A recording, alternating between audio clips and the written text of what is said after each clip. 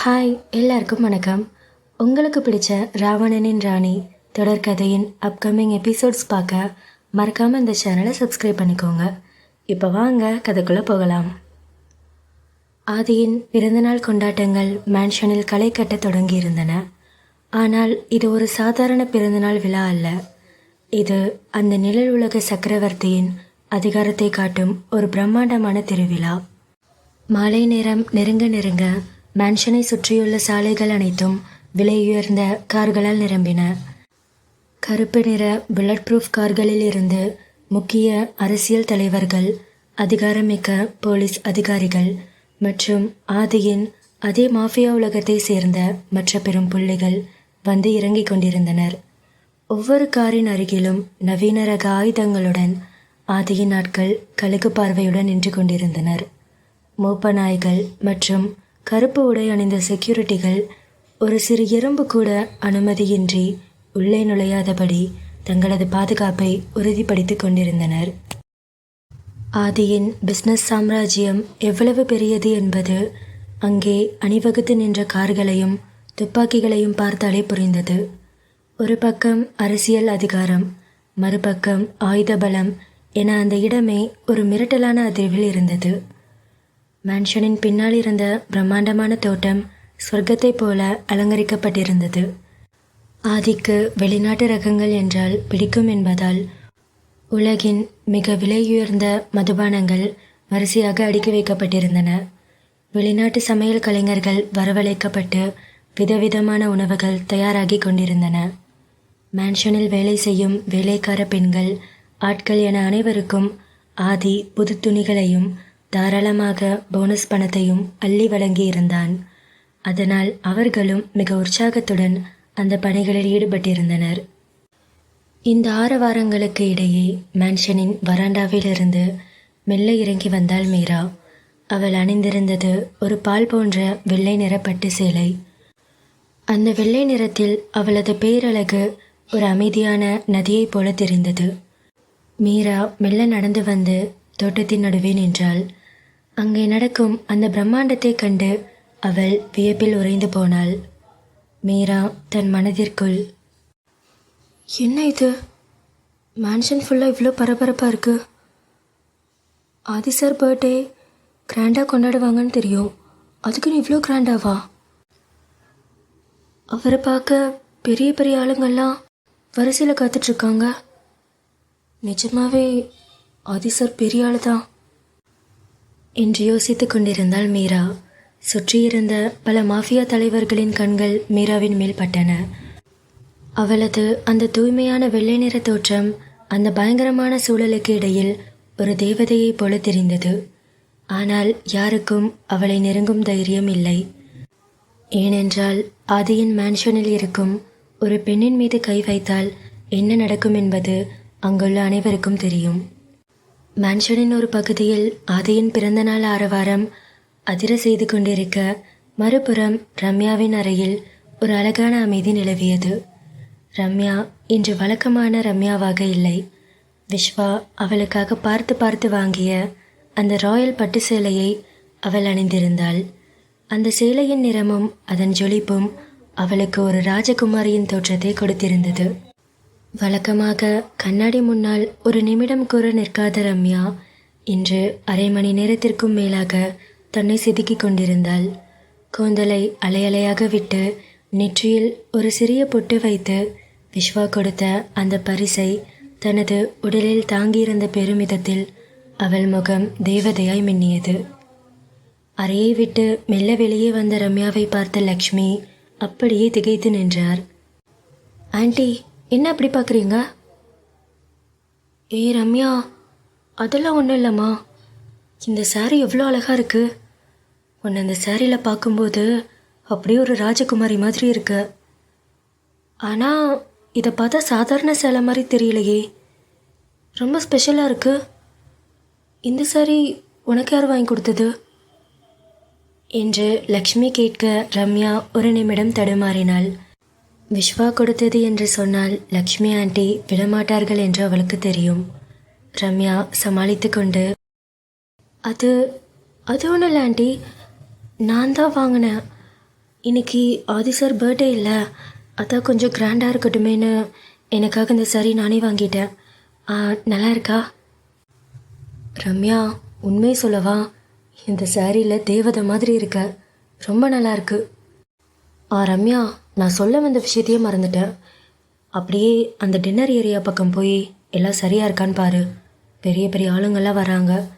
டின்னரில் எந்த குறையும் இருக்கக்கூடாது, எல்லாம் கரெக்டாக இருக்கான்னு செக் பண்ணு என்று லக்ஷ்மி கூற ரம்யா உற்சாகமாக, ஐயோ ஆண்டி, அதெல்லாம் நீங்கள் பார்த்துக்கோங்க, எனக்கு ரொம்ப முக்கியமான வேலை இருக்குது, அதை முடிச்சுட்டு அப்புறம் பார்த்துக்கிறேன் என்று சொல்லிவிட்டு ரம்யா சிரித்துக்கொண்டே விஸ்வாவை பார்க்கும் ஆவலில் அங்கிருந்து மின்னலாய் மறைந்தாள். அந்த பிரம்மாண்டமான மேன்ஷனின் மேல்தளத்தில் பார்ட்டி நடக்கும் இடத்திற்கு நேர் மேலே இருந்த பால்கனியில் விஸ்வா நின்று கொண்டிருந்தான். அவன் ஒரு கையில் ஃபோனை வைத்துக்கொண்டு மிகவும் தீவிரமாக யாருக்கோ உத்தரவுகளை பிறப்பித்துக் கொண்டிருந்தான். அவனது முகம் ஒரு பிஸ்னஸ் மேனுக்கே உரிய இறுக்கத்துடன் இருந்தது. ரம்யா மெல்ல படிகளில் ஏறி அவன் அருகில் சென்றாள். அவனது கவனம் தன் பக்கம் திரும்பும் என்று ஆசையாக காத்திருந்தாள். ரம்யா மெதுவான குரலில், விஸ்வா சார் என்று அவனை அழைக்க விஸ்வா அவளை தற்செயலாக திரும்பி பார்த்தான். ஆனால் அவளது அழகை பற்றியோ அவள் அணிந்திருக்கும் அந்த சேலையை பற்றியோ ஒரு வார்த்தை கூட சொல்லவில்லை. ஒரு சாதாரண பார்வையை பார்த்தபடி, என்ன ரம்யா, என்ன வேணும்? அது ஒன்றும் இல்லை சார், சும்மா தான் உங்களை பார்த்துட்டு போகலான்னு. ரம்யா, நான் சொல்ல மறந்துட்டேன், கீழே எல்லாம் கரெக்டாக இருக்கான்னு ஒரு டைம் செக் பண்ணிக்கோ. இன்னும் கொஞ்சம் நேரத்தில் பார்ட்டி ஸ்டார்ட் ஆயிரும். லாஸ்ட் மினிட்டில் எந்த தப்பும் நடக்கக்கூடாது. ஒரு டைம் போய் எல்லாத்தையும் பார்த்துக்கோ என்று சொல்லிவிட்டு மீண்டும் ஃபோனில் பேசத் தொடங்கினான். விஸ்வா ஃபோனில் சற்று டென்ஷனாக, ஆமாம், அந்த செக்யூரிட்டியில் இன்னும் பலமாக இருக்கணும். கேட் கிட்டே இருக்கிற சிசிடிவி கேமராவை செக் பண்ணிக்கோங்க, எதுவும் மிஸ் ஆகக்கூடாது. நான் சொல்கிறது புரியுதில்ல என்று அவன் பேசிக்கொண்டிருக்க ரம்யாவின் முகம் சட்டென்று வாடியது. இவ்வளவு கஷ்டப்பட்டு அவனுக்காக தயாராகி வந்ததும் அவன் ஒரு வார்த்தை கூட பாராட்டவில்லையே என்கிற ஏமாற்றம் அவளை வாட்டியது. அவள் ஏமாற்றத்துடன் மெல்ல படிக்கட்டுகளில் கீழே இறங்கத் தொடங்கினாள். ரம்யா பாதி படிக்கட்டுகளை கடந்து கீழே இறங்கிய போது மேலிருந்து ஒரு கம்பீரமான குரல் அவளை அழைத்தது. ரம்யா, ஒரு நிமிஷம்.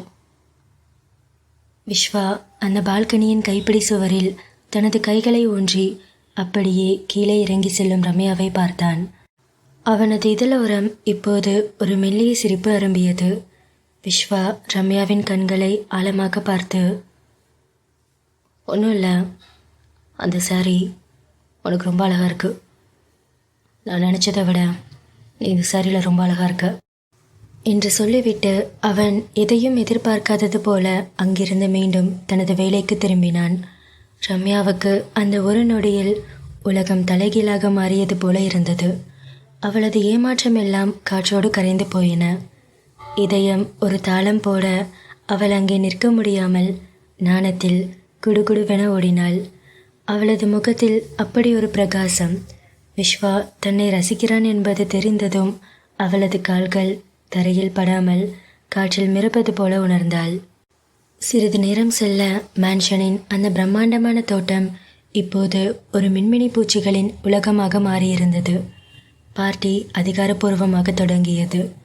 விஸ்வா தனது கச்சிதமான புன்னகையுடன் ஒவ்வொரு மாஃபியா தலைவர்களையும் அரசியல் புள்ளிகளையும் வரவேற்று உபசரித்து கொண்டிருந்தான். ஆனால் அங்கே வெள்ளை நிற தேவதையாய் நின்றிருந்த மீராவின் கண்கள் அந்த பெருங்கூட்டத்தில் ஆதியை மட்டுமே தேடிக்கொண்டிருந்தன. அப்போது மேன்ஷனின் பிரதான படிக்கட்டுகளில் இருந்து ஆதி கீழே இறங்கி வந்தான். அந்த இடமே ஒரு நிமிடம் அமைதியானது.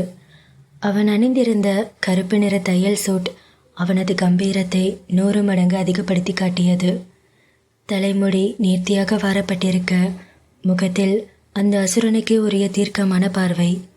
பார்ட்டிக்கு வந்திருந்த பெரிய இடத்து பெண்கள், மாடல்கள் என அனைவரது கண்களும் ஆதியின் மேலே நிலைத்தன. ஐயோ, ஆதி இவ்வளோ ஹேண்ட்ஸமாக இருக்கான்ல என்று அவர்கள் தங்களுக்குள் கிசுகிசுத்து கொள்ள ஆதி அந்த எதையுமே பொருட்படுத்தவில்லை. அவனது கண்கள் கூட்டத்தை கிழித்து கொண்டு ஒரே ஒரு உருவத்தை மட்டுமே தேடின.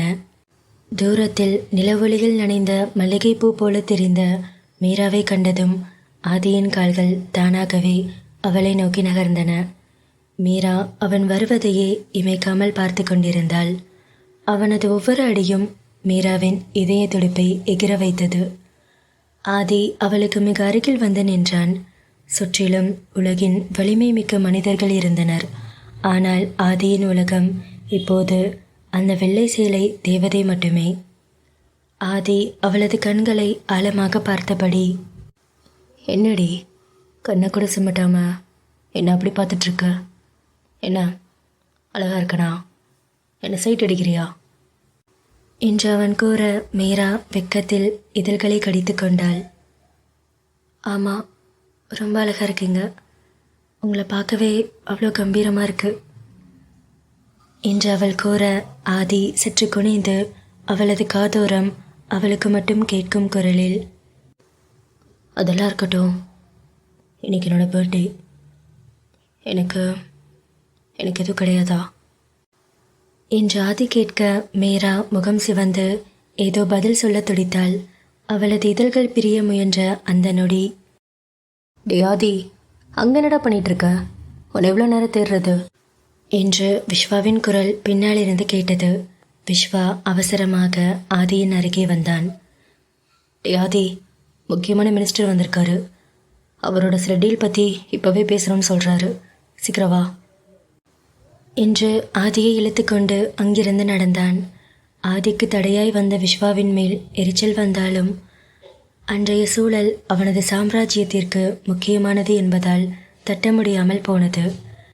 ஆதியும் விஸ்வாவுடன் அங்கிருந்து கிளம்பத் தொடங்கினான். விஸ்வா அவனை தோளோடு அணைத்து விஐபி பகுதிக்கு அழைத்துச் சென்றான். ஆதி அங்கிருந்து நகரும் போது சட்டென்று திரும்பி மீராவை பார்த்தான். மீரா அங்கே ஏக்கத்துடன் நின்று கொண்டிருந்தாள். ஆதி அவளை பார்த்து ஒரு மெல்லிய புன்னகையை உதிர்த்துவிட்டு சென்றாலும் அவனது மனம் முழுக்க அங்கே மீராவோடு தான் இருந்தது. அந்த பிரம்மாண்டமான கூட்டத்திற்கு நடுவே இரு இதயங்களும் ஒருவரை ஒருவர் பிரிய முடியாமல் தவித்து கொண்டிருந்தன. ஆதி அமைச்சர்கள் மற்றும் முக்கிய தொழிலதிபர்களுடன் மிகவும் சீரியஸாக பேசிக் கொண்டிருந்தான். அந்த இடமே அதிகாரத்தின் நிழலில் மிகவும் கனமாக இருந்தது. விஸ்வா அருகில் நின்று ஆதிக்கு பக்கபலமாக ஒவ்வொரு டீலையும் கவனித்து கொண்டிருந்தான். அப்போது மேன்ஷனின் பிரதான நுழைவாயிலில் ஒரு அதிநவீன கார் சீறி கொண்டு வந்து நின்றது. காரின் டயர்கள் தரைத்தளத்தில் உராய்ந்து ஒரு கராரான சட்டத்தை எழுப்ப அங்கிருந்து துப்பாக்கி ஏந்திய செக்யூரிட்டிகள் உஷாரானார்கள்.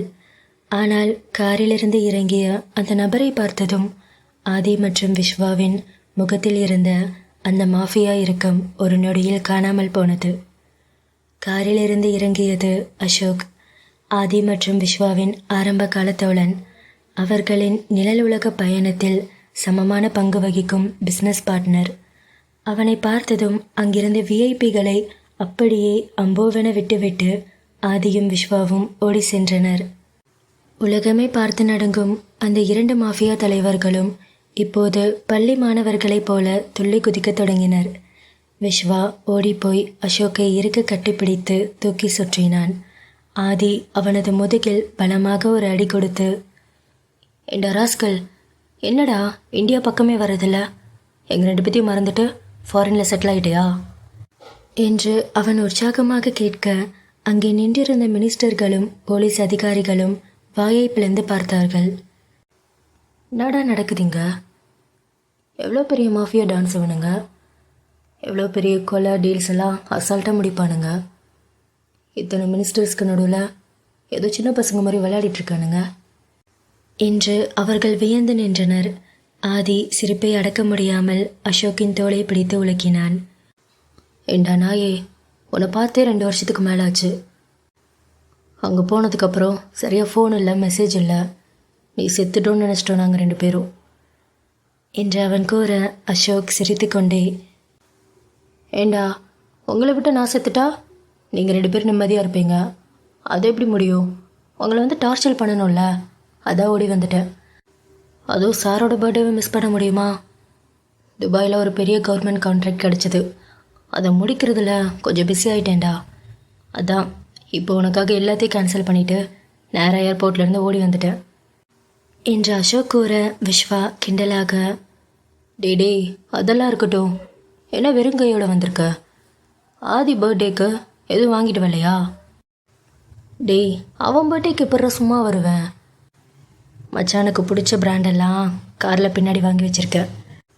பார்ட்டியை முடிச்சுட்டு 3 பேர் ஓப்பன் பண்ணுறது தான் வேலை. இன்று மூவரும் சிரித்து பேசி கொண்டிருந்தனர். ஆதி அசோக்கின் கையை பிணைத்து கொண்டு அவனை தங்களது ரகசிய விஐபி ஏரியாவுக்கு அழைத்து சென்றான். டே அசோக், நீ மட்டும் இன்னைக்கு வரலன்னு வச்சுக்கோ, உன்னை அங்கேயே வந்து போட்டிருப்பேன்டா. நல்ல வேளை நீயே வந்துட்ட. டே ஆதி, உன் பர்த்டேவை நான் எப்படி மறப்பேன்? இன்றைக்கி நைட்டு பார்ட்டியை வேறு லெவலில் செலிப்ரேட் பண்ணிவிட்டு நம்ம 3 பேரும் பழைய மாதிரி எப்படி இருந்தோமோ அதே மாதிரி ஒரு ரவுண்டு வரணும். இன்று 3 பேரும் ஒருவரை ஒருவர் கிண்டல் செய்து கொண்டும் பழைய கதைகளை பேசிக்கொண்டும் உள்ளே நுழைந்தனர். ஒரு பக்கம் அதிகாரமும் பயமும் நிறைந்த அந்த மேன்ஷனில் இப்போது உண்மையான நட்பின் சிரிப்பொலி கேட்கத் தொடங்கியது. மீரா தூரத்தில் இருந்து இதை பார்த்து ஆச்சரியப்பட்டாள். ஆதிக்குள்ளும் இவ்வளவு அழகான ஒரு நட்பு வட்டம் இருக்கிறதா என்று அவள் வியந்து போனாள். இந்த கதையுடைய அடுத்த பாகம் சீக்கிரமே நம்ம சேனலில் வந்துடும். மறக்காமல் சேனலை சப்ஸ்கிரைப் பண்ணிக்கோங்க. கதையை பற்றின உங்கள் கருத்துக்களை கமெண்ட்டில் சொல்லுங்கள். கதை பிடிச்சிருந்துச்சுன்னா வீடியோக்கு மறக்காமல் ஒரு லைக் பண்ணிக்கோங்க. ராவணனின் ராணியின் அடுத்த பகுதியில் உங்களை வந்து பார்க்குறேன். தேங்க்ஸ் ஃபார் வாட்சிங்.